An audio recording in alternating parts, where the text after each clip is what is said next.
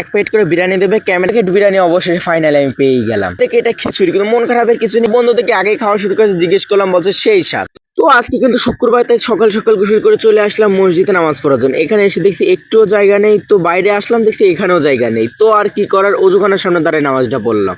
নামাজ শেষ করে আমরা এখন যাচ্ছি গোরস্থানে কবর জিয়ারত করতে। তো কবর জিয়ারত করা শেষ করে এখন আসলাম মসজিদের সামনে। মসজিদের সামনে এসে দেখছি সবাই মোড়ে ব্যানার নিয়ে দাঁড়ায় রয়েছে। তো এখানে এসে বন্ধুকে জিজ্ঞেস করলাম, বন্ধু বলছে সবাইকে নাকি এক প্লেট করে বিরিয়ানি দেবে, ক্যামেরাম্যানও সেই লোভে দাঁড়ায়। গোশ যদি কম দেয় তাহলে তো এরা এসে জিজ্ঞেস করলাম আমার এক প্যাকেটের জায়গায় 2 প্যাকেট দেবে নাকি। ও বলে হ্যাঁ দেবে। তো কথা বলতে বলতে এখানে দাঁড়ায় রয়েছে, হঠাৎ দেখছি বিরিয়ানি দেওয়া শুরু হয়ে গেছে। তো অনেক কষ্টের পর ভিড়ের ভিতরে ঢুকলাম। তো এক প্যাকেট বিরিয়ানি অবশেষে ফাইনালি আমি পেয়ে গেলাম।